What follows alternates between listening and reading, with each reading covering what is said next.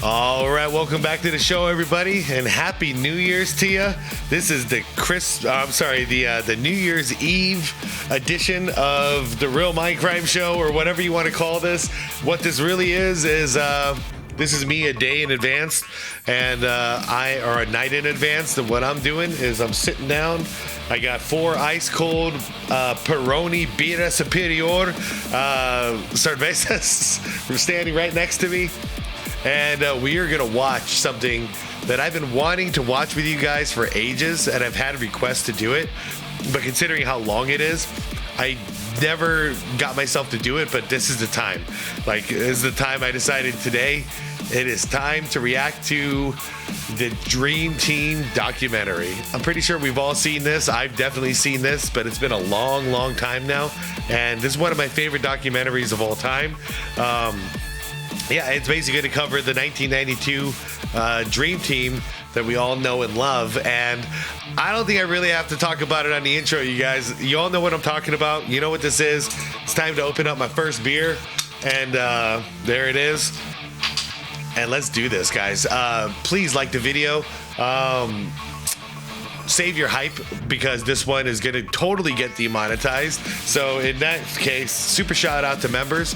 Definitely appreciate you guys. Thanks for supporting me so I can do stuff like this. And I can just laugh about it instead of get mad about the fact that, you know, it's going to get completely copyright claimed. But anyways, guys, thank you for being here. Like the vid if you could. Let's do this. The link to the original vid is always going to be down below in the description. Happy New Year's, everybody. Let's get ready for another year. Jesus. What a year 2025 was. Crazy times. All right, let's just get right into it. Why do people talk about dreams so much in sports? Dream seasons. God damn, this beer's good. Dream matchups. Sorry, you guys. If you have not tried a Peroni, man, it never disappoints. Dream opportunities. Dream cerveza. They do it because so much of sports is about imagining what you want things to be like. If only the setting were just right. It was one of those times none of us will ever forget. The characters just right. I don't know anything about Angola, but Angola's in trouble. The timing Classic. just right. 11 Hall of Famers. I don't think you can ever do that again. By the way, shout out to my subscriber from Angola. If you're watching this, what's up, man? Sorry, MJ, I didn't mean to. Famers. I don't think you can ever do that again. At no point in time. If only it could all be the way you might have dreamed it up yourself. Oh, are you filming? Yep. That was the most exhilarating 15 seconds of my life. People perceived us as being superheroes. Please, Michael Jordan! No Yeah. Isaiah Thomas No stuff. Isaiah Thomas question. Cool.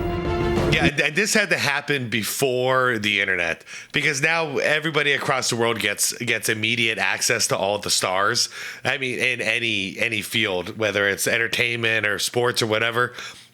This was something different to get all these guys in Barcelona. Like, holy crap, all at once. Jordan's right. This will never happen again because the internet is here. We became a team, and that team just stomped on everybody. Yeah. This never happened in sports. Nowhere. Well, I figured eventually there'd be a movie made about the Dream Team. Yeah, let's do it. This group may well be the greatest team ever assembled. You guys probably similar to me watch this on NBA TV back in the day a lot, because I've seen it probably 5 times.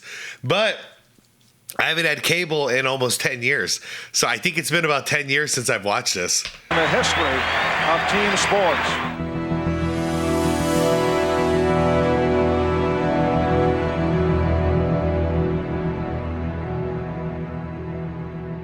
God bless you, and God bless America.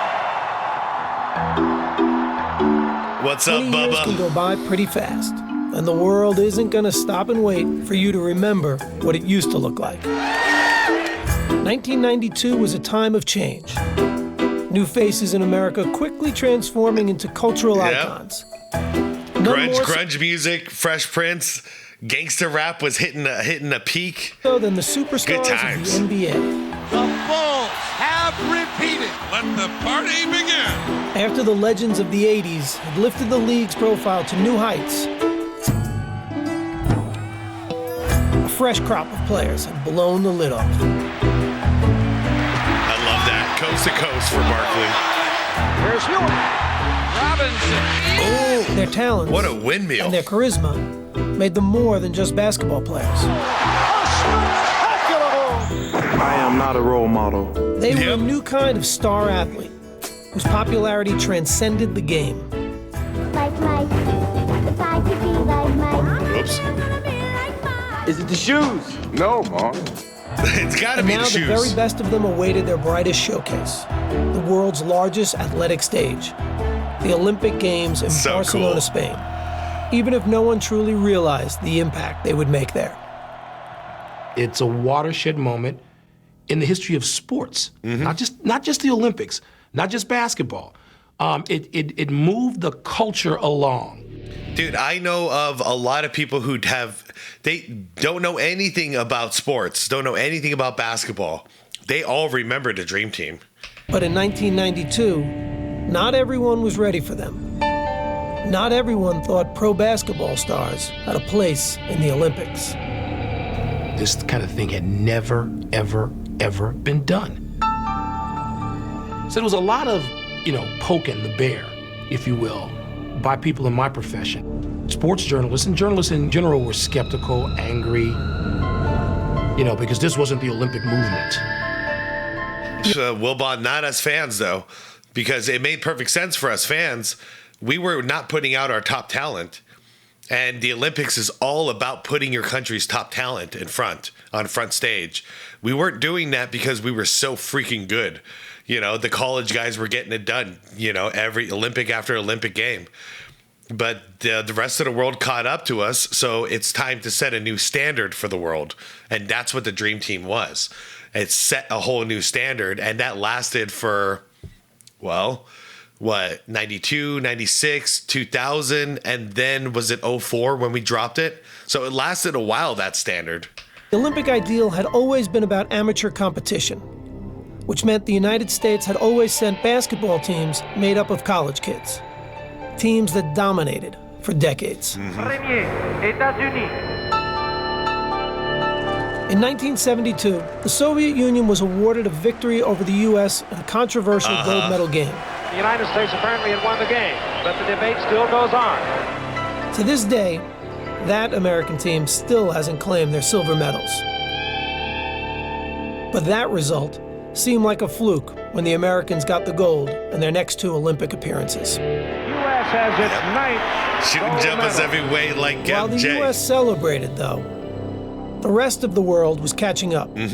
So in 1988, when the Soviets won again, there was no talk of any fluke. United States goes home. By the way, that standard thing I was talking about, it's been met again, if not surpassed. So this is the first time in basketball history that we've got MVP after MVP after MVP in the NBA coming from Europe. The new standard is the European standard, the way I see it. So now it's time for the United States players to rise up and match that standard, if not make a new standard. Will we be able to do it? That's the real question I'm waiting for. Because right now we're just hanging on by a thread, winning these Olympics, just barely winning. But what happens when we lose? There's no more people to call on in the United States like we did in 92. We're already putting our best foot forward. So it's getting very interesting. Basketball is very interesting. With a semifinal loss to the bigger, more experienced USSR team. I was embarrassed. I know some of the guys left their medals there in the room. They didn't want to take them home.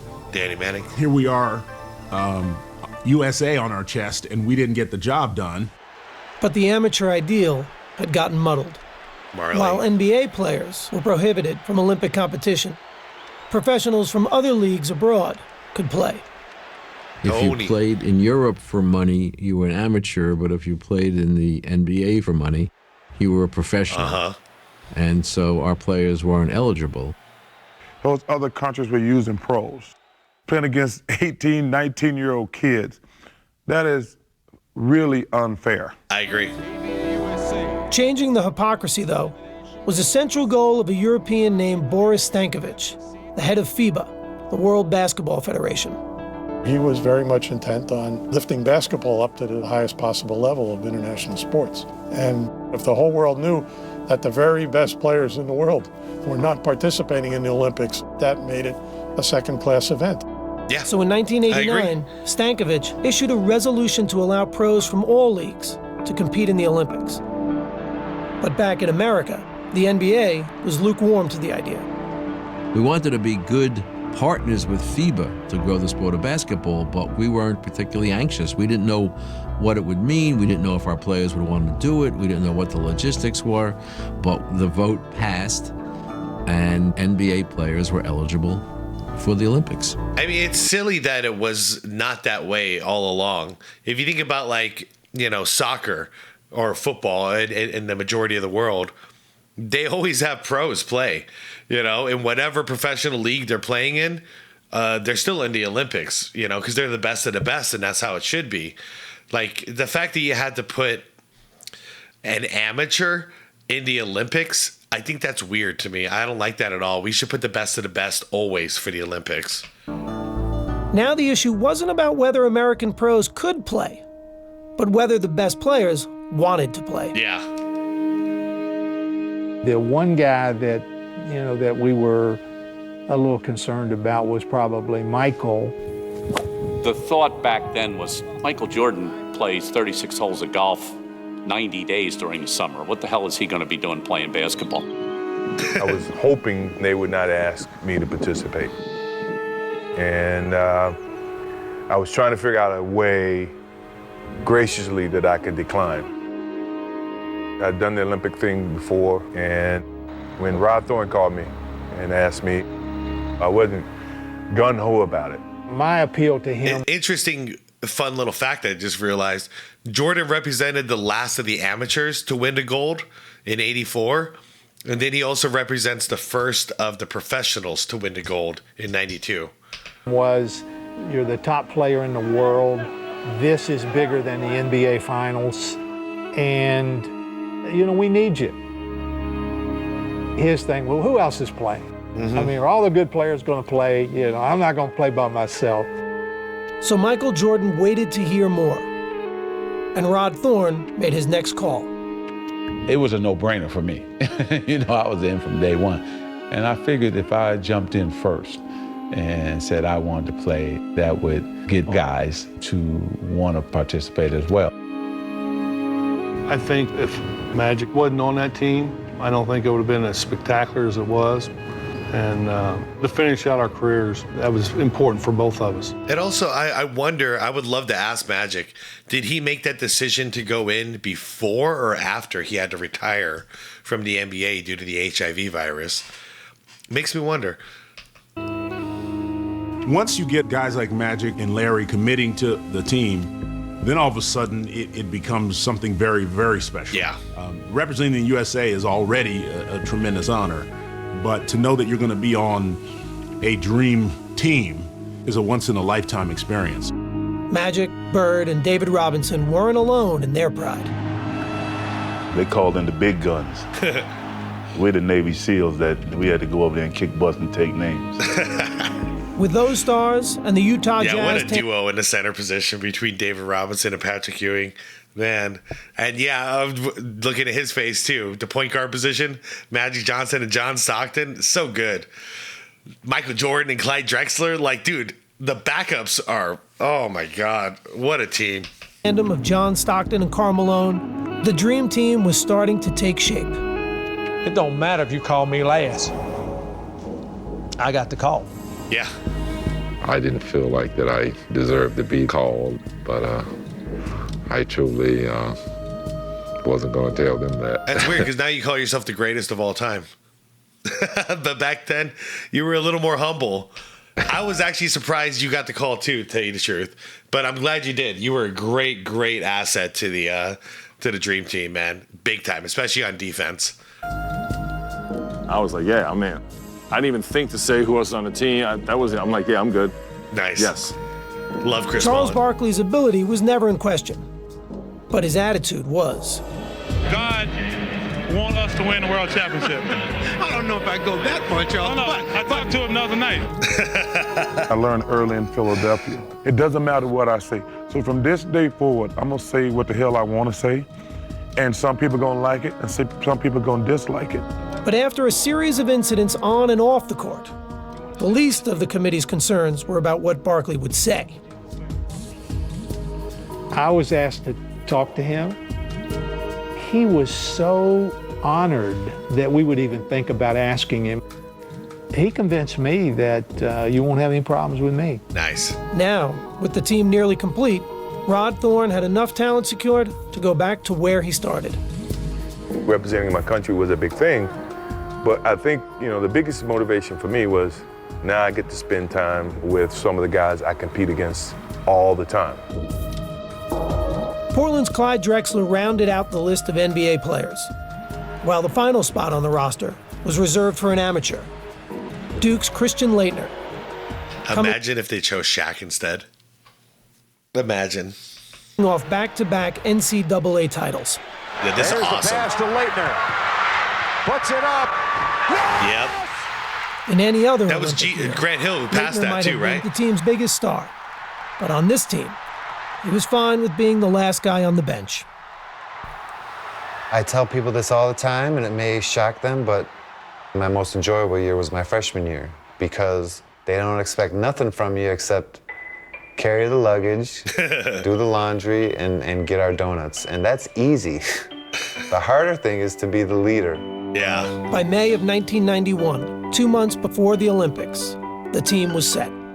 1 college kid and 11 future Hall of Famers. Man, guys, I got basketball cards with this on there. I've got a newspaper with this on there. This was so huge for me in 1992. Like a dream come true to get my favorite players not competing against each other for once, but just teaming up for this insane team. In charge with putting it all together was the unflappable Chuck Daly. Chuck. Okay, all set? I'm set. Chuck looked the part. He was the guy that looked like he owned the arena, but he would also push the broom. His hair was beautiful. His suits were immaculate. He wanted to win, but he wanted to look good. As the head coach of the Detroit Pistons, Daly did both, winning back-to-back championships in 1989 and 90.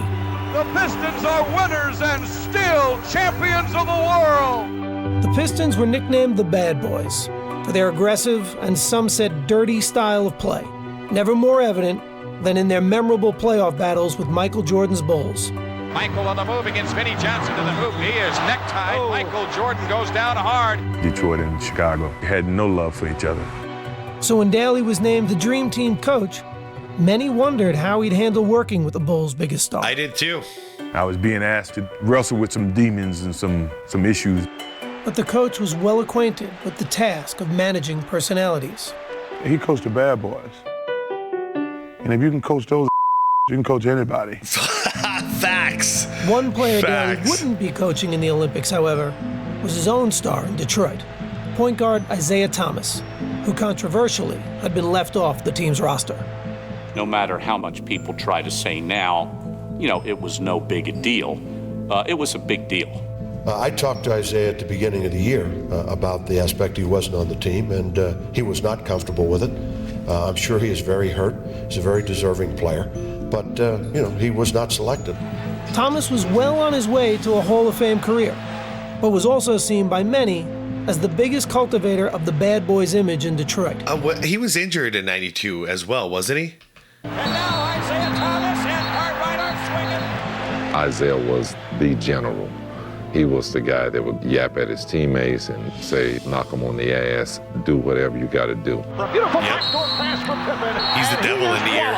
He knew he was going to get hit. I despised the way that he played the game. What are you doing just punching him for? Want him on the dream team? No, I did not want him on the team. Did Michael? Did he want him on the team? Well, I can't speak for Michael, but I don't think he wanted him on the team. Now nowadays we at least know MJ obviously, Scotty obviously didn't want him, Magic obviously didn't want him. I'm sure there's more. I'll leave it at that. But at least you got three of these guys who were like, nope. And I gotta wonder if Chuck Daly also said, yeah, let's not have him represent the United States.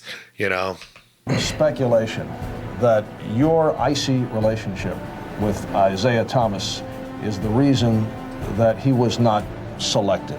What is your reaction to that? That was one of the stipulations put to me prior to me even committing, that Isaiah wasn't a part of the team. I was getting strong innuendos that it wasn't just, it was coming from higher places that didn't want Isaiah Thomas on the team. And I understand it too, though, because like Charles Barkley, I'm actually surprised made it to the team because he's controversial as well.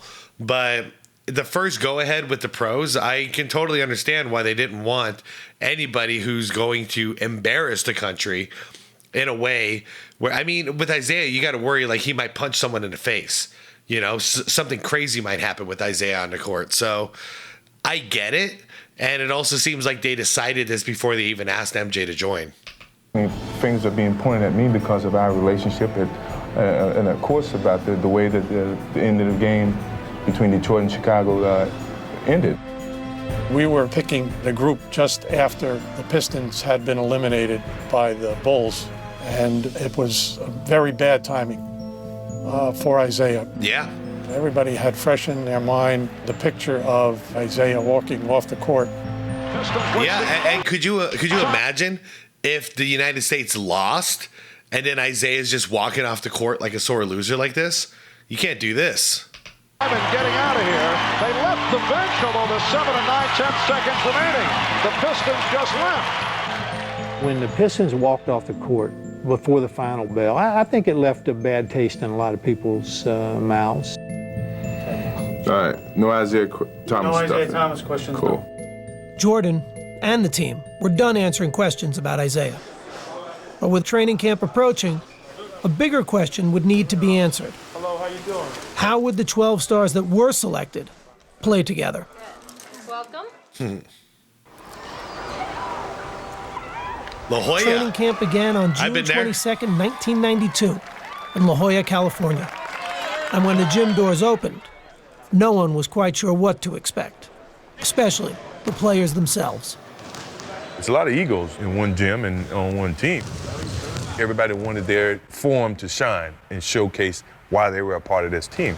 With all these stars on the team, if it comes down to the last shot, who's gonna take the shot? Me. Everybody in the world has an ego. The only difference between us, we have a reason to have an ego. Every one of us felt like we was the Yeah. everybody. You were on your own teams. And when practice started that first day, every player seemed to be trying to prove just how great they were. Oh. It was a very competitive practice. Imagine if everybody just gets injured before the Olympics even start. And I'm thinking, aren't we all on the same team? Yeah. Patrick go, I don't want to play with David, I want to play against him. Then you hear Michael say, I don't want to be on Magic's team, I want to play against him. Every evaluation of Michael Jordan at that time was, he's good, but he's never Magic Johnson. In my competitive nature, I want to use every little bit that I could gather so that I can gain an advantage. Karl Malone, he's the only guy I would even compare to myself at the power forward position. So I want to prove that I was the best power forward in the world. Of course. Charles. Yeah, he's a great talent. Do I think he's better than me? Hell no. So let's do this. By the time this over with, you're gonna be thinking I'm damn good too. First practice, Barkley drives baseline and Karl Malone jumps up like this. Barkley just dunked on him so hard. It was just an unbelievable play. I felt like, man, I cannot believe that I'm part of this practice. Right? I would too if I was him. What am I doing here? A few days later, the team had a chance to acclimate themselves to playing on the same side. Chuck Daly had scheduled a scrimmage against a select group of college players. a group thrilled to be facing off against their idols. I found out today I might be picking up Magic a little bit full court, so, you know, things are just happening for me. It really makes me happy. Bobby Hurley. My whole thought process was don't embarrass yourself, and that was like the theme for me, like just hang in there. A lot of those people that I've looked up to, Barkley, Malone, a lot of those people talk confidence, and I think it's going to be a good matchup, you know. There's no advantage on either side. For the college players, it was a chance to see how they'd match up against the world's best. For Coach Daly, I forgot Penny was on it was there. an opportunity to get his stars to grow into a single unit. Was that Penny? Oh, right? 1992? Penny Hardaway, huh? Interesting. Coach Daly, it was an opportunity to get his stars to grow into a single unit. I think we're somewhere between the mentality of an all-star game and trying to come together as a team. So we've got to continually work on this. Daly had been hired for his ability to manage personalities and egos. And when the scrimmage began, it became apparent that his players had left one of their biggest weapons, those egos, somewhere else. The non-fan would think, ooh, well, they're going to go in there and they're each going to want their own ball, and Jordan's going to be hogging the ball, and, you know, Magic's going to be dribbling all over the place. Point of fact, it was the exact opposite. They overpassed. It was like, I don't want to start it off. You know, you do it. And before you realize it, the select team was beating us by 10. We didn't know how to play with each other. We didn't want to step on anybody's toes or hurt any egos. So these young kids, they were killing us. We were not into it, and we paid for it. Chris Webber was a man. Ooh. I thought, boy, that's the guys come this league, I could get out of here. Bobby Hurley was dominant. I did have some success penetrating and collapsing the defense, and our energy, our excitement to play, all those things played in our favor. Bobby Hurley didn't play 2 seasons in the NBA. Nevertheless, it did expose the one weakness they could have had, which is defending against quick guards. Yeah. He was one hell of a college point guard, man. Then I noticed that Michael Jordan's not playing. I'm saying something. Chuck, then he said, we're all right. Yeah, we're all right. Daly watched as his players failed to make up the deficit. And in their first taste of outside competition, the Dream Team lost. A story their coach didn't want the press to get their hands on. Yeah, they shut out the score. I remember Chuck saying, as soon as the game ended and we were getting ready to let media in, it was erase the scoreboard.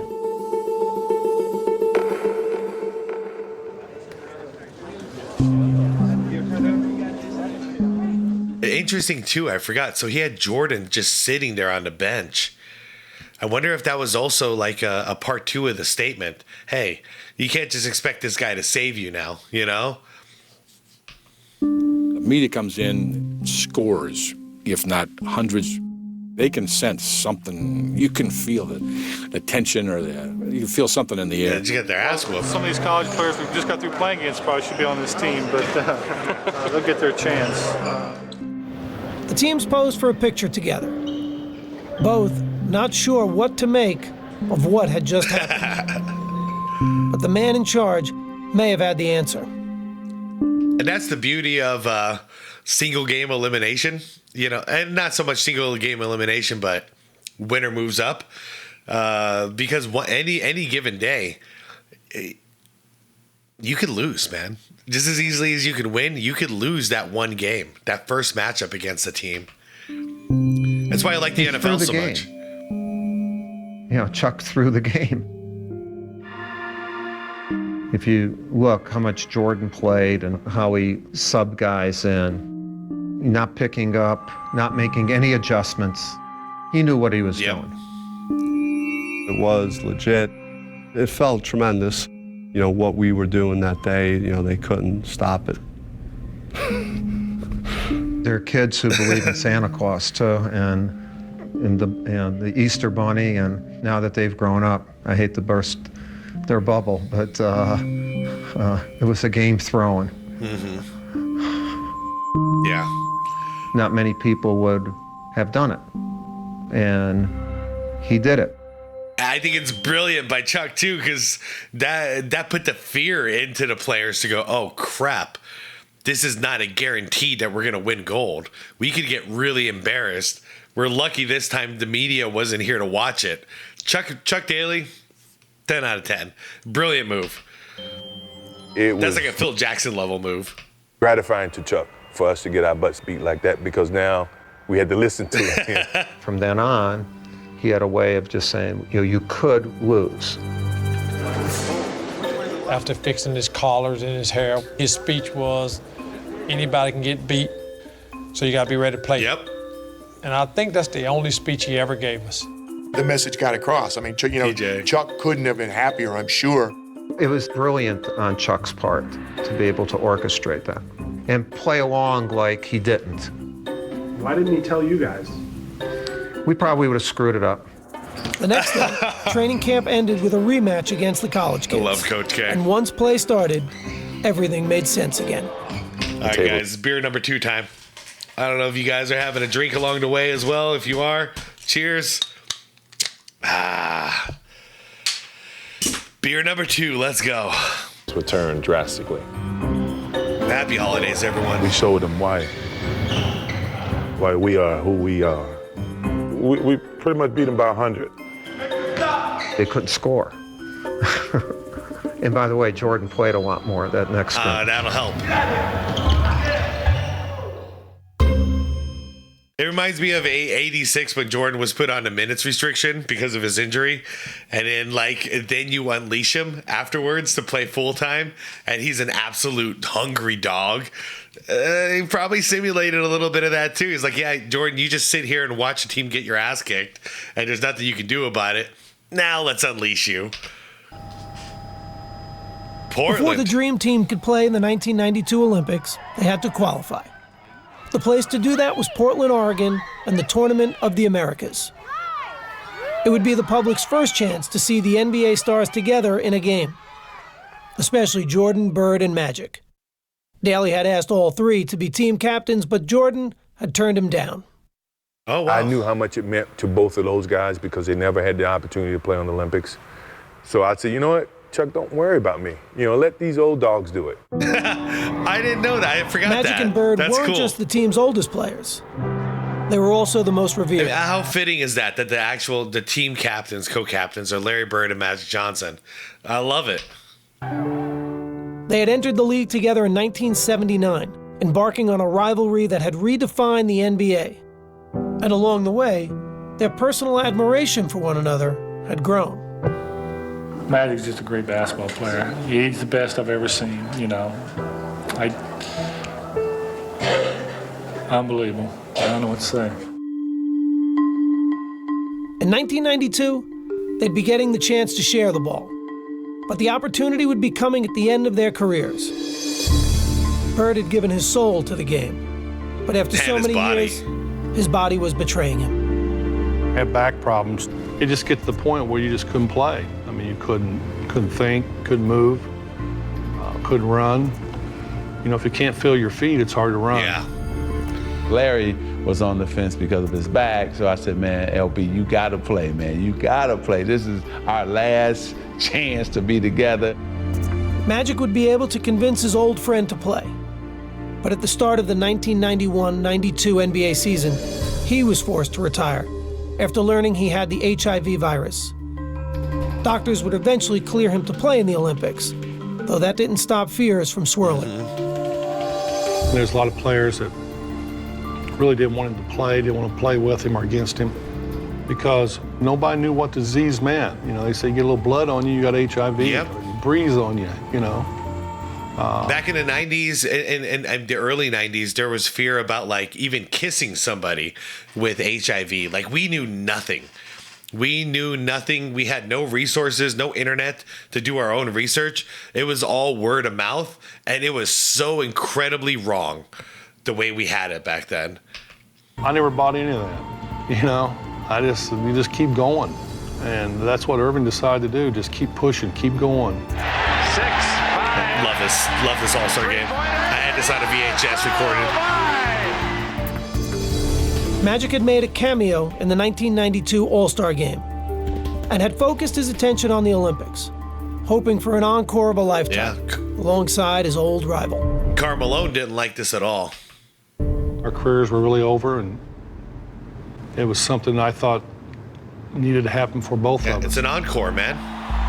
Their debut would take place at Portland's Rose Garden, with their team needing to medal in the Tournament of the Americas to qualify for the Olympics. That seemed like a foregone conclusion to just about everyone, including their first opponents, who were completely in awe before the game even started. The Cuban team spontaneously drops to its knees as if 12 popes had come by on Easter Sunday. At that point, the idea that this is merely a basketball game has been ripped asunder. It was a surreal feeling. She's like, dude, we're here to kick y'all behind. And they want to take pictures with you. Yeah. It's a dream come true. The game begins. Magic and Larry come out together, two guys that had saved the league. They wouldn't even be playing this game without those two. And Magic passed the ball. Larry makes the first basket. Banking in, goes to the fadeaway. Easy money. I mean, it just didn't get any better than that. That's poetry. The U.S. was off and running, and the result was a thing of beauty. Man, I'll tell you, back in the day, me and my brother, we both, we made sure we recorded every single Dream Team game on a VHS back then. Leading the break. I wonder where they are now. And no one seemed more excited to be sharing the court than the co-captains. Bird for three. Opening night was a smashing success, with the outcome never in doubt. Magic to Portland. And late in the game, the fans in Portland decided they wanted a curtain call from a three-time MVP. The crowd start cheering, Larry, Larry, Larry. They're like, fine, let's do it. Reacts to the entrance of Larry Bird, a standing ovation. And as he'd done so many other times in his career, Larry Bird rose to the occasion. Jordan with the behind-the-back save. Here's Bird. Attaboy, Larry. Give him that assist. Larry Bird was not going to miss that shot. It was a virtually flawless performance. The final margin of victory was 77 points. And Magic and Bird had led the way. 77 For Magic in particular, after a year out of the game, the victory had a special kind of meaning. Living with HIV, never even thinking that I would ever have a chance to play basketball again, and then basketball for the United States. It was therapy for me, and I needed that in the worst way. And then there was the matter. Yeah, I mean, to be fair, he had the biggest smiles. He was the happiest guy. Michael Jordan knew he was back as well. Usually was, though. Yeah, you hear what the captain said? The captain said, sit down, or this boat is going to sink. That's right, have a seat, because you're going to fall, and then that's going to happen. That's a seniority right there. I know it. With Magic and Michael, there was that little extra something there, and something kind of to prove to each other. I took it upon myself to always shoot with Michael. Okay, MJ, free throws today. Who was the first one to 50? Or we had little games, who was the better shooter? You know what you got to do. Know what you got to do. Can you imagine if these guys were teammates for real? They would have never left the gym. He didn't want to relinquish that control of the 80s, in a sense, even though we were going into the 90s. Don't touch the phone. One hand, don't touch it. Don't touch it.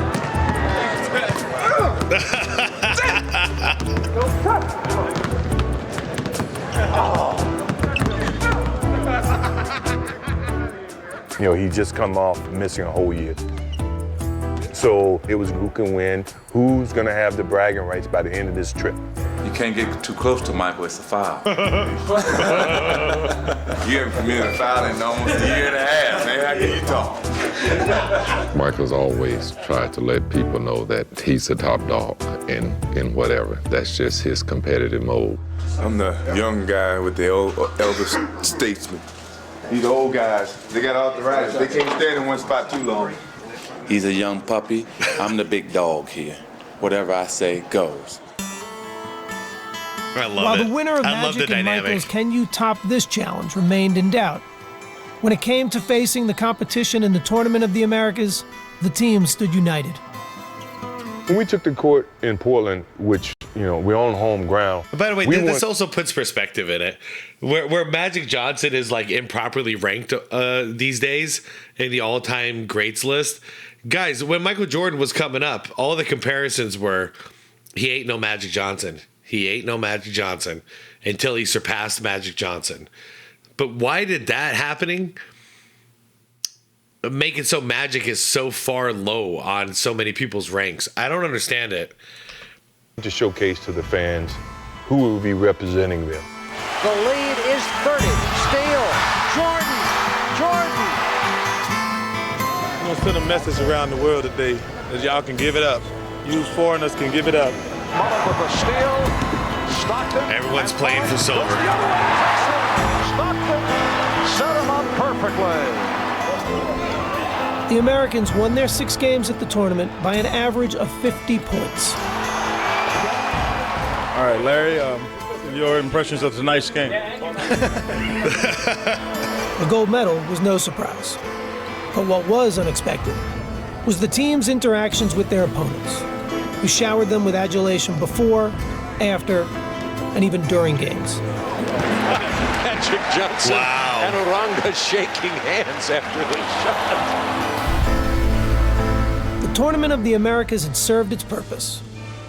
The U.S. had qualified for the Barcelona Games and given the world its first glimpse of what was coming later that summer. I just want to say this is just a small step to what our goal really is, to get to Barcelona, win the gold medal, and bring it back where it's supposed to be. Thank you. Love it.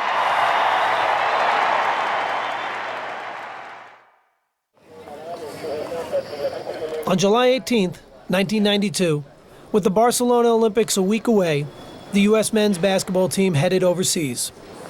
Straight back into the left, private room, follow Irving.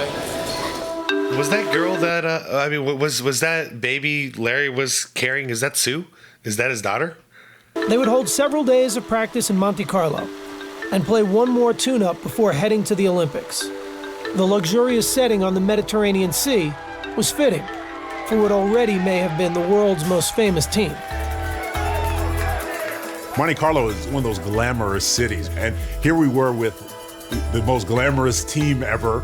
So it's kind of a rock star-ish kind of a thing. San Antonio rules. The players were relaxed and confident, and willing to admit there was more to the trip than just basketball. I don't worry about playing basketball. That comes natural. I just want to have fun. David Robinson, Patrick Ewing, Michael Jordan. This is like spring break in the ghetto. The opulent resort town was a playground waiting to be explored. And the players weren't shy about enjoying themselves. Are y'all filming me?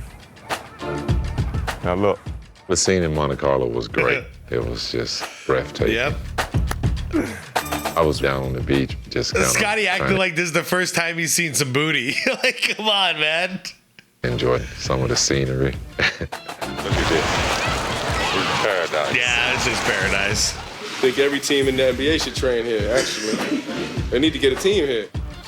Every day we got back to practice, we made a beeline to the swimming pool because all those girls were laying out topless. I'm gonna be in that pool so much in the next 2 days.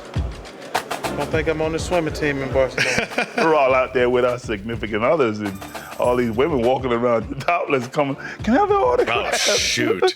So I signed it and Michael pops me and tells me, see, usually you tell everybody no, but because this lady coming over topless, you're gonna sign her autograph. My wife looking at me like, uh-oh. Dude, yeah, that would be the most awkward position ever with your wife right next to you. Like, what am I supposed to do? Like, you're torn in half. The good husband would say no, but then, like, the good athlete would, like, sign the autograph for the fan. But you got some bear tatas right in front of you. I don't even know. I'm glad I've never been in that situation. The best part about it was Patrick Ewing buying the beer at the pool. You know, $7 a beer. I never heard of that. Oh, man. Wait till 2025. Patrick didn't drink. He didn't know how much beer was. One thing you don't want to do is drink beer with Larry Bird. And Larry Bird drinks Budweiser, which Budweiser is the strongest beer in the world. No, it's not, Chuck. Yo, you didn't have imports yet back then in '92, did you? You had no idea. Peroni, it's almost double as the power of a Budweiser. And my head hurt for like 2 days. They were used to being opponents. I don't know about you guys. Bud Light used to give me like crazy hangovers. But Monte Carlo was proving to be the perfect place to find common ground. I got the coach. That means we get to go first. Michael Jordan enjoys his golf, as did Chuck Daly. I got the coach with me, man. I got carte blanche, you know what I mean? Michael and Chuck played almost every single day, if not every day. Come off the hill. That may be green, Chuck. Chuck was playing his practice schedule around our golf time. That, to me, was ideal. Play a little bit of basketball, play a little golf, and you're in Monte Carlo. Yeah, it sounds like a basketball. The relationship that a head coach has with his main guy is incredibly important. Chuck's ability to get Michael is amazing because think of how bitter enemies they had to be. Chuck devised the defense that drove Jordan out of his mind. And yet, here they are playing golf together. Jordan could really have unbelievably bad feelings towards Chuck. Chuck understood that, and he embraced them. Chuck, how many I gotta give you today? How many I gotta give you? Well, you shoot 72. I watched that. That was a bonding thing for me and Chuck. Always been a thing that I treasure just as much as being a part of the team. For Jordan, I'm sure they've realized they're way more alike than they are different. It just happens to be they're on two opposite ends of the field. golf was only one part of the whirlwind schedule, which his teammates were discovering was just the way he liked it. What are you doing today, M-Drive? What you gonna do? You want to sleep? I remember thinking that. Does this guy ever sleep? Golf, 36 holes. I'm playing it tomorrow, too. He would do more things and be ready to practice and play as much as anybody. Yeah, he's doing practices, he's doing games, he's 36 holes of golf. He was staying up later than everybody else playing poker. This guy's crazy. The thing that I remember the most was going out and playing golf with Michael Jordan before a game. And I thought, and I'm going to be exhausted tonight. And Michael I'd never seen a 7-footer play golf. That's awesome. Energy and was phenomenal. I felt like I was running in quicksand a little bit. And so, it gave me a whole nother level of respect for kind of the freak of nature that he really is. Grab that plate of food, Jim. We played cards in Magic Room till 5 o'clock in the morning pretty much every night. It was so much fun. Right, homie? Yeah, I'm tired.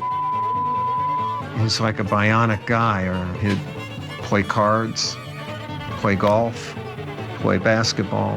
Jordan! I don't know when he ever slept. Yeah. Finally, after a ball game, he was just lying down.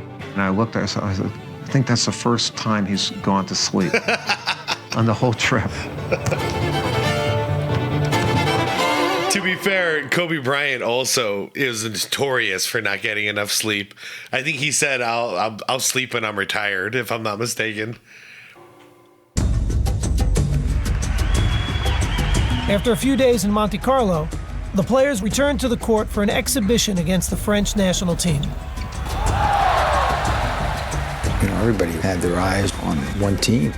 You could feel that it was just such talent, such incredible skill, and it was just such a pleasure to watch. The Americans won the game easily, even if their performance was far short of seamless. It wasn't a great game. A lot of sloppy passing. I didn't like any of it. It was a terrible game, and U.S. looked half interested. And so Chuck kind of the next morning in Monte Carlo, even though everybody was a little hungover and tired, had to really kick their butt. Chuck says, okay, this is what's gonna happen. We're gonna play it like a real game. We're gonna play 4 quarters. We had me, Scotty, Mullins, Bird, and Patrick, and Magic had his 5. We weren't gonna change that team at no point in time. You got your 5, I got my 5. We gave them the college guy. You can have Christian Laettner. We don't want him, you can have him. He's just over there waiting to tag in. But it was about pride, and the college kid couldn't help either one of the teams. Michael Jordan called Clyde out and went at him. Tell him, this is what I'm gonna do to you. Fall away jumper, good. What did I tell you? So I said, no, Clyde, you better get him back. You better get him back. Charles Barkley said, I wanna take Karl Malone now. So Charles gets it, fall away jumper, good. I said, Carl, you gotta get him back. You better go down there and get him back. Carl went right at him, jump shot.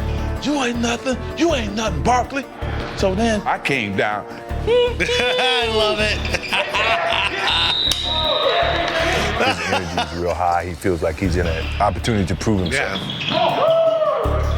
And showcase that, hey, look, I'm still Magic Johnson. I still dominate this game. I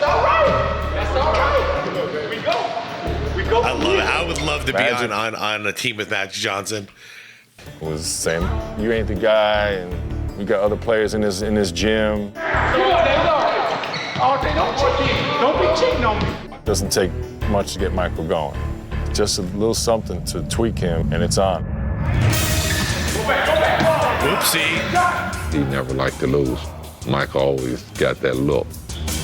When you see that look, then you know, just give him the damn ball and get out the way. Yep, and I think this game, this practice, this legendary practice, is the thing that made this go from a vacation for Jordan to like, all right, I'm gonna kill. As much as it was 5-on-5, we could see in Monte Carlo that it was gravitating towards, okay, Michael and Magic. Magic was hesitant to surrender his place on the mountaintop. I love it too. It's like a rematch of the '91 finals. And Michael, being Michael, he needed to say, no, I'm on the top of the mountain now. Magic was saying, look, NBA's not yours yet. You know, I'm still here. Michael's like, no, it's over. This is mine. And the funny thing was Larry was sitting on the side going, it's his. That's the funniest thing in the world, man. He's like, man, my back is hurting. You guys are crazy. Oh, man. By the way, you notice the rivals, Magic and MJ, they're guarding each other, right? One's a point guard, one's a shooting guard. They're not actually supposed to guard each other. But that's how it was back then. You talk trash, you're going to lock that person up. Chuck realized the competition aspect was getting a little bit too high. Killing everybody on our squad. He wanted to end practice, but Magic didn't want to end because he wanted to keep playing because we just kicked his ass. How you like that ass kicking we gave you? No. Come on, man. Well, y'all got the first quarter of practice. By the time practice was over, even Magic had to acknowledge basketball's landscape had been changed forever. That's awesome. Do you see that? You see that at the end of it? High five, smiles. It's all in good fun, good competition, man. That's sport. And Michael walks in and he says, "It's a new sheriff in town." And we both hit each other like, well, he's not lying. Monte Carlo was kind of a turning point. Walls started to come down from, when you're playing against each other, you have these rivalries. These are my teammates now. They're guys that, that I'm looking towards for support. Mm-hmm. It seemed like we became more friends than anything else. The players were off to Barcelona, headed to the Olympics, unmistakably as a team.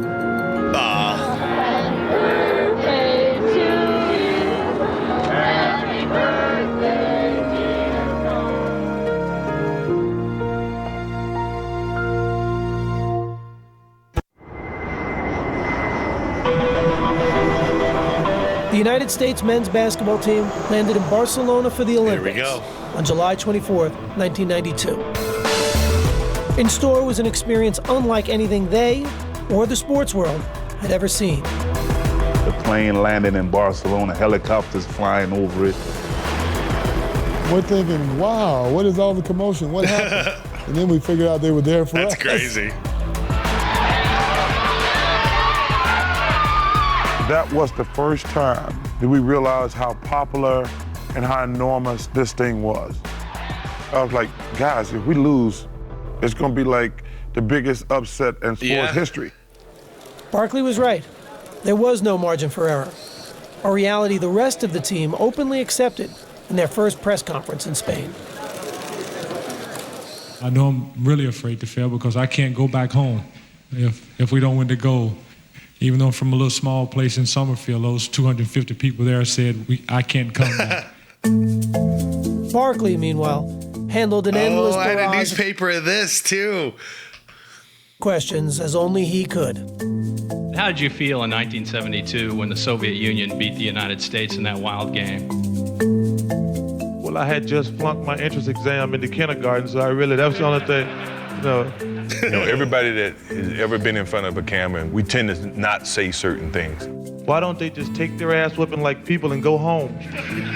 Barkley says things that we would think about and never say. We're gonna have a little revenge in our hearts for 72 and 88. David, he can't say that because he's a Christian, but He said, man, you don't talk honestly enough to the media. You need to tell them what you're really thinking. I said, Charles, you talk too much to the media. You need to stop telling them everything you're thinking. The thing is it ended up being one hell of a career for him, is being the media. It's ironic how it all worked out. But yeah, if I was a player in the NBA, I'd be way more like David Robinson. Don't trust the media. Don't want to give you anything. You'll use it against me anyways. About the team's first opponent, his prediction was as honest as ever. I don't know anything about Angola, but Angola's in trouble, I think. Shout out to my Just Angola moments friend. ago, the Dream Team boarded the bus outside their hotel along the Ramblas. They're heading for their first matchup in Barcelona with the Angolans. I can remember the first game, the real game, when we came out of the locker room and stepped on the court. And I finally said to myself, I can't believe this, I'm here. Yeah. At that point, we were in serious Olympic mode. This actually may be the biggest mismatch of the entire Olympics. Barkley off a beautiful wow from Mullen, and he drew the foul. Magic. I love it. The U.S. with a 46-1 run. 46-1. That's why I love, like, that competition they had in practice. It made them so much stronger as teammates. It was just a tremendous atmosphere because there was an appreciation for how great the U.S. players were. After the first half, 64-16. Barkley's pregame prediction appeared dead on. But in the second, Charles found some trouble. I had the players in Angola who play against South Barkley. They told us there's no a kid, a fat boy, is many aggressive in the paint. This fat boy. Rebound Barkley, and he's fouled and shoves David Diaz. Well, Charles getting a bit aggressive. This worried me. I thought they were playing dirty. And I told old boy, I don't even know if he understood. I said, hey man, ease up on the elbows. Barkley from Pippen. I let it go twice. You can see the frustration with Barkley.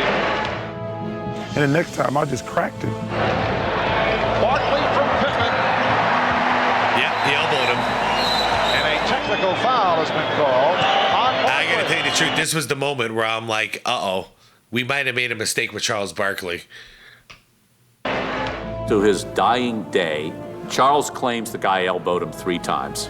I said, Charles, you're full of crap. No, it's not true. I didn't elbow Barkley before the incident.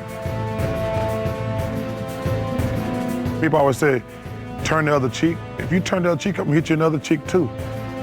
It makes me wonder with a guy as competitive as him, did he just make it up? Did he like imagine that he was getting elbowed, or is it real? It's hard to tell when it comes to guys this competitive. Sometimes you got to figure out a way to psych yourself out. Charles, the guy is half your size, but you know Charles was an equal opportunity abuser. I love David Robinson. It was a friendly elbow. That's the same guy that just asked you for an autograph, Charles. I mean, you think he's not intimidated? I think he's act like a bullying, but maybe it's from his personality. The United States has defeated Angola by the score of 116 to 48. The game may have ended in a rout, but afterwards, the result was overshadowed by the controversy. Well stood the elbow. Well, he hit me, I hit him. That's the way it is. If it's true, then that's fair. Fair game. Charles made you look like the ugly Americans, which we were trying not to do. We said to Charles, look, man, you're a reflection of all of us.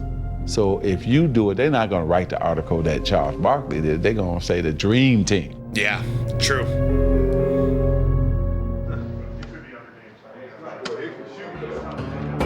Barkley had stained a dream debut for the Americans. But in their next game against Croatia, Scottie Pippen and Michael Jordan grabbed the spotlight, with the focus on their matchup with one of Europe's best players, Tony Kukoc. Oh, no. Major storyline that carries into this game involves Tony Kukoc, second-round pick of the Chicago Bulls. Back in 1989, the Bulls made a strong push to sign him last season. I gotta say, I feel a little bad for Tony here. At that time, general managers in the league were trying to come up with gems, make their discoveries overseas. And Krause thought this guy could play in the NBA. While Jordan and Pippen had been winning back-to-back titles, Chicago GM Jerry Krause had been publicly wooing Kukoc to join the Bulls.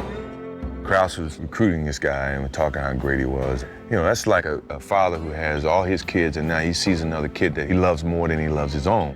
So we were not playing against Tony Kukoc. We were playing against Jerry Krause in a Croatian uniform. That's why I feel bad for Unfortunately Tony. for the real Tony Kukoc, he was now the target of the world's two best defensive players. And the poor guy had no idea about any of this. He was just caught in the crossfire. Tony Kukoc, definitely the victim in this story. They was debating who was going to guard him. No, I got it. No, I got it. I'm looking at Michael and Scottie, and they're ready for, blood. Man. Hey, man. We knew the world was going to be watching.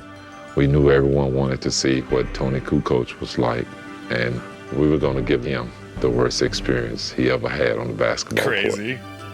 Pippen drew the initial assignment of shadowing Kukoc and harassed the Croatian from the opening whistle. It was hard to run across the half court without a ball.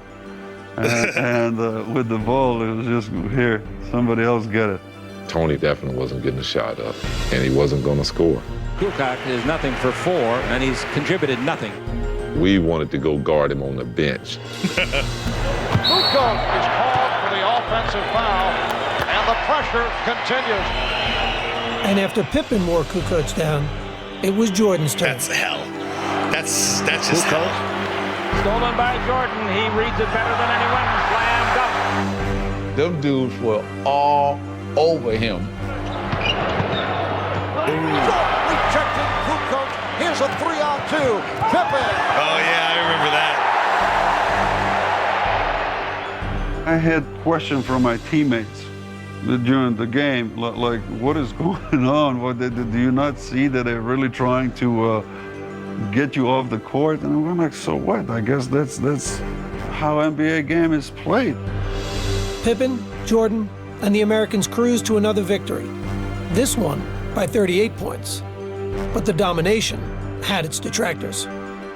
This team of All-Stars is almost too good. Is it a positive or a negative? The question was now being asked, was the Dream Team too great for its own it good? was, but like I said earlier in the video, it set the new bar. Somebody needs to go in and set the bar in order for everyone to realize how much they have to catch up. And this was the best thing for basketball in general.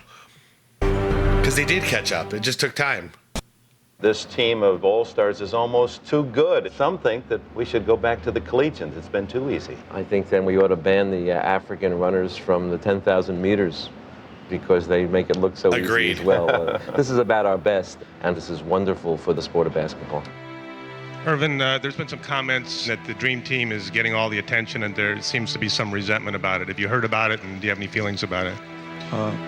Basically, you know, we haven't heard about it. We're just here to do our job. The media may have been looking for signs of a backlash, but in Barcelona and in the world beyond, the embrace of the Dream Team was universal. You're gonna root, stand out and root against Picasso? I mean, seriously. They rooted for genius at work. I kept thinking that the attention would dissipate. They're going to play the first game. They're going to win by 60. People are going to go back and watch track. No, not me. I watched every moment. To give Team USA a 60-point lead. It didn't. It kept building and building and building. It's the best basketball thing I've ever seen. Workers were trying to get autographs. The security people are trying to get autographs. All the athletes were standing on side like a parade. Ball fake by Scottie Pippen. It is a 58-point lead.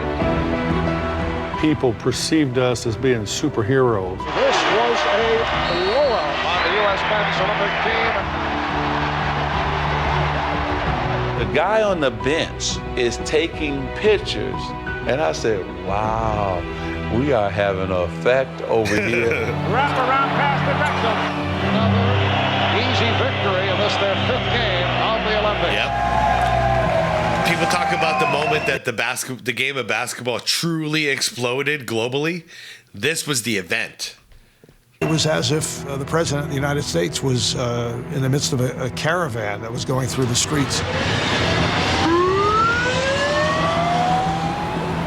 It was like the Beatles, where there's thousands and thousands of people waiting all the time. That was the most exhilarating 15 seconds of my life.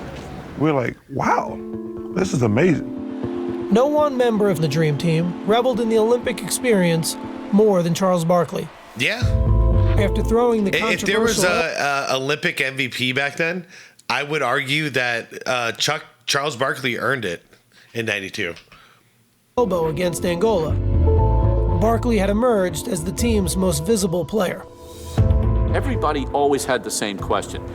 How much of an ass is Charles Barkley? Hey, Jack, when am I going to be on the cover of Sports Illustrated for this stuff? I should be on the Dream Team cover. And then every time you'd go spend time with him, you know, you'd just realize that he was the most enjoyable act, not only in all of sports, but possibly in all of pop culture. Sometimes I dream that he is me. Like Chuck. I just want to be like Chuck. Right away, I told my editors, I said, well, the #1 angle here is what is Charles doing? And if you wanted the answer to that question, all you had to do was follow the crowds. They're like, we don't want you guys out and about because we don't know how safe it is. And I'm like, dude, I'm at the Olympics. I'm not going to stay in my room the whole time. So Barkley strolled Los Ramblas, a man of the people if ever there was one. Man, I walked up and down the Ramblas every night, and the people were fantastic. They all wanted autographs and wanted to take pictures. We could be inside the hotel. Soon we heard the big roar. We said, there goes Charles. Oh, man. So Charles would be walking, and then thousands would be following him everywhere he went, you know. He was the Pied Piper. Charles would go over to the village and like find the Angolan players and hang out along the Ramblas at night. He was the most memorable person of the 1992 Olympics. That's crazy. I just saw this touch he had. I don't think anybody else in the world could have done it besides Charles Barkley. At the end of the day, he was America's best ambassador. I mean, to be fair to Chuck, like on the basketball court, he's a menace. Outside of a basketball court, he's like the happiest, friendliest dude in the world. Celebrated for experiencing the Olympics on his own terms. More quietly, one of his teammates found a way to do the same. We had the motorcycle escorts, and we bust through traffic like Dick Tracy. But this one day, we got stuck in traffic, and we're just sitting there and sitting there and sitting there. Finally, I said, that's it. Let's go. Anybody wants to go with me, I'm heading. He'd get off the bus, and his family met him. He started walking right through the middle of everybody, and nobody noticed him. I'm still on the bus, seeing him walk down the street, and I'm saying to myself, I would give anything to do what he just did. See, guys, this is called the Rhombus. See all the footprints? All right. So Los Rhombus, it's like Times Square or something. There's just so many people walking. I'm 6'1". I'm about the average size of everybody else on that little walk. So I'm walking with my family, and I have the camera, and nobody's noticing. John just fits in. Like he could do it today, and a lot of us probably wouldn't even recognize him. Since it's fooling him? Must be. Hi, you from America? Yeah. Whereabouts? Whereabouts? Massachusetts. Massachusetts. You been watching the Dream Team at all? Yeah, I watched expect. They're pretty good, aren't they? Yeah. Oh my God. No attention whatsoever. Finally, we ran across this lady who had the Dream Team and all the pictures on her T-shirt. Hi. Hi. Are you an American? But of course. You look wonderful. Why, thank you. She started speaking real excitedly about each of the players. And I said, have you had a chance to meet anyone? We met Charles Barkley the other night. Did ya? He's a hell of a player. See, you got all the players right there on your shirt. Is Charles the only one you've ever seen? He's the only one I've ever met. Hey, guys, do you know any of those guys on there? I think my oldest son, Houston, ruined the surprise. That's my dad. Your dad? That's your dad? Too bad he's not here. You play on a team? I do, yeah. Who is that guy? That's awesome. I can't go anywhere without being buzzed. Really not much different from Michael Jordan walking through here. For the players, surreal experiences had become the norm. But even more memorable were the unlikely friendships developing behind the curtain. It was a unique mix. You know, Larry Bird and Patrick Ewing became like best friends. That's cool. I got a white guy from Indiana, and I got a brother from Jamaica. Patrick said I could pick his mind. It took me 3 minutes. Now he gets a chance to come back and start picking on mine. Took me one. We were probably the two of the most unlikely people you thought that would be friends. But if you look, not only Larry and I got to be great friends, but all of those guys got to be much better friends. We all enjoyed each other. We all enjoyed the ride. And we got a sense of each other as men. Then, when we got to the court, it made it even better. The Dream Team's chemistry turned out to be the hallmark of their success, as the players closed in on what they came for. Barkley now over the side leading cheers. Their big margins of victory may have been a testament to their dominance, but numbers couldn't capture what made watching them so unforgettable. Guys played the best basketball you've ever seen in your life. It was literally like great poetry or great art. At times you feel you're watching a performance, a concert, rather than a basketball competition. This was fun. This was like, it's how basketball's supposed to be. And at the center of the fun was the team's biggest star, who had come to Barcelona at the peak of his powers and shown how much his popularity had exploded. I will say this one thing about Michael Jordan. I've been around other celebrities in my life. I've never seen people react like they do to him. People go crazy when they see him. Still to this day, by the way. Still to this day.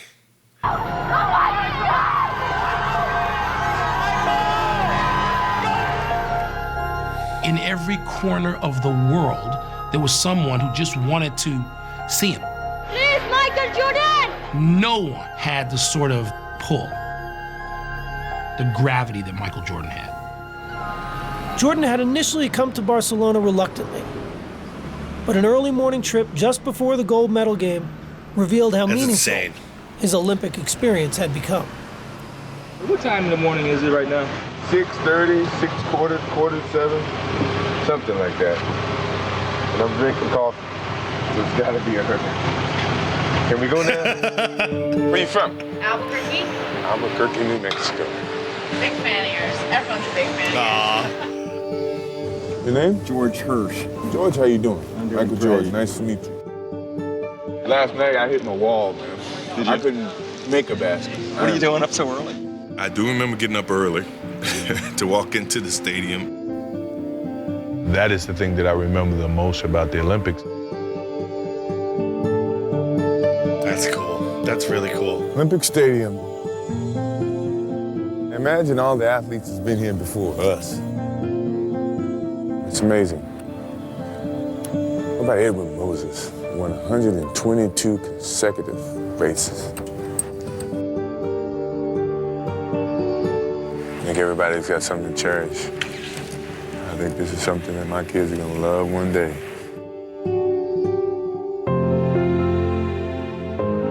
The Dream Team squared off against Croatia again in the gold medal game, offering the world one more lasting impression. They put up a better fight in that second time around too. Let's see. Barkley with the lead for Mullen. Behind the back, Drexler. Team USA came to send a message tonight. We wanted to win and we wanted to dominate, but how we did it, sharing the ball, including everybody. We did it as a true team. The U.S. has defeated Croatia 117 to 85, and they have won the gold here in Barcelona. What memories?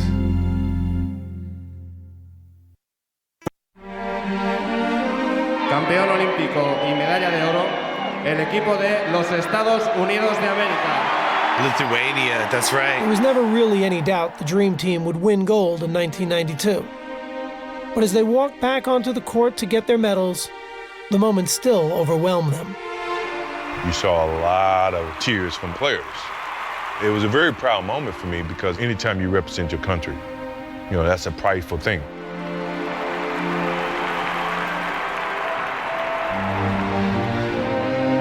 Man, sent chills down my spine. It was a reward that I had never felt like that I would ever achieve. To do it on that stage with those group of guys, it's a memory I'll never forget.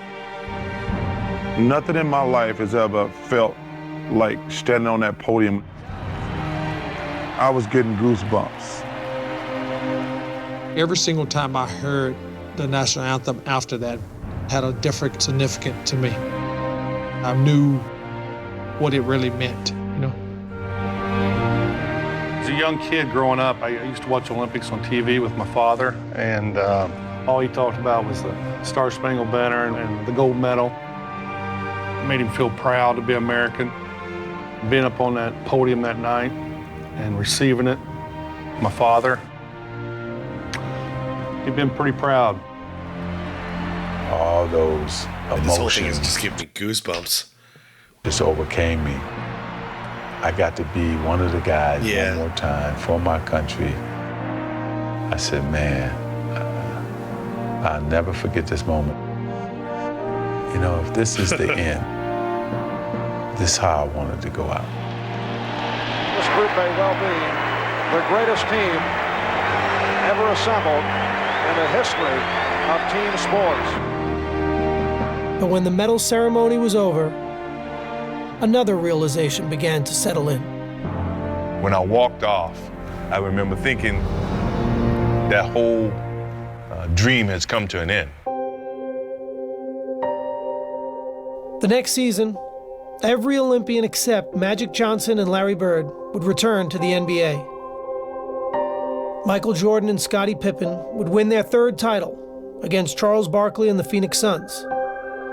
On the way to 6 championships overall, the last 3 with Tony Kukoc. Eventually, other members of the team would also win titles. But each NBA player on the Dream Team would reach the Hall of Fame. Still, it's what Christian they did Laettner together included that summer that had the biggest impact on the game. An impact that continues to grow today. It really lifted basketball, and it gave birth to international stars who had nothing to do with those games in '92, but who took so much from it. And yeah, the 2000s was something. Man, now into 2020s, the majority of the great players are from out of the country, for real. He made the game a worldwide game. You know, I talked to Tony Parker. I talked to Ginobili. I talked to Dirk Nowitzki. Those guys say their first love of basketball started with the Dream Team. And I'm really proud of that.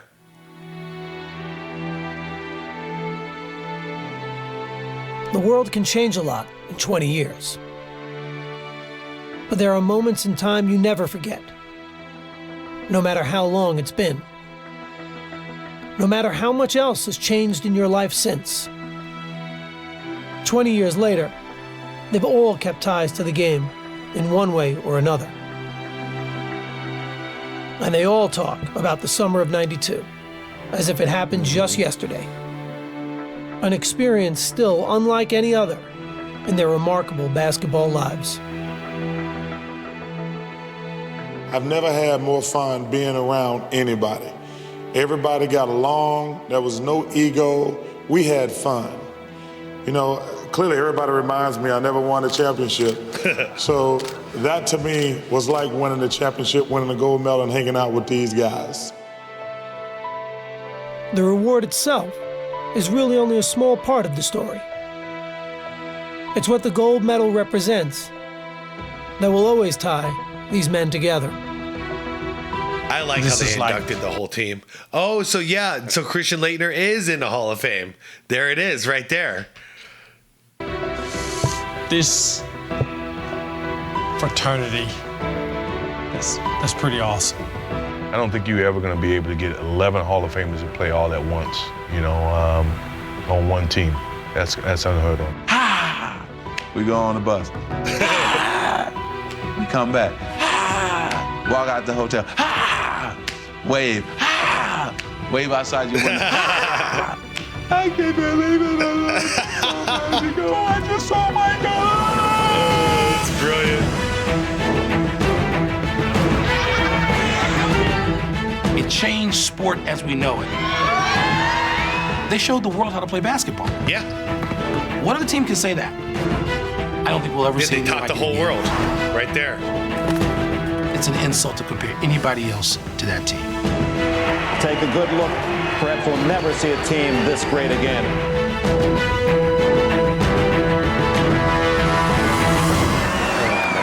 That's cool. No team will ever have that happen, hasn't had that happen, and that's the dream team. Damn, what a documentary. Oh man, this is so cool.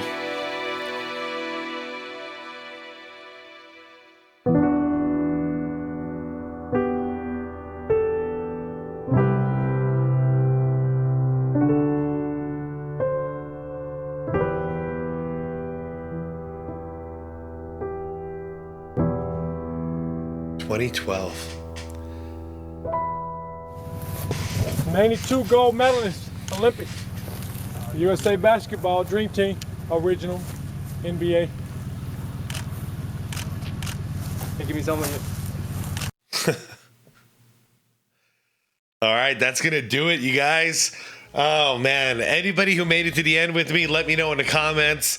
You watched the whole thing or made it to the end, whatever you want to say down there. I appreciate you guys. Not much else to say. I mean, it's one of the greatest moments, like eras, periods of time in basketball history, as this event spread the love of basketball and taught the rest of the world how to play. Before there was YouTube or the internet, this was the way you had to do it. You had to go and actually demonstrate how to do it. And it was beautiful, brilliant. I've had too many beers here, so I'm going to get out of here and sober up. Thanks for hanging out with me. Happy New Year's, everyone. I will see you all next year. Be safe. Have a blast tonight. Do your thing. Oh, man. And I'll see you in 2026. How crazy. Guys, I appreciate you all. Nothing left to say. But be water, my friends.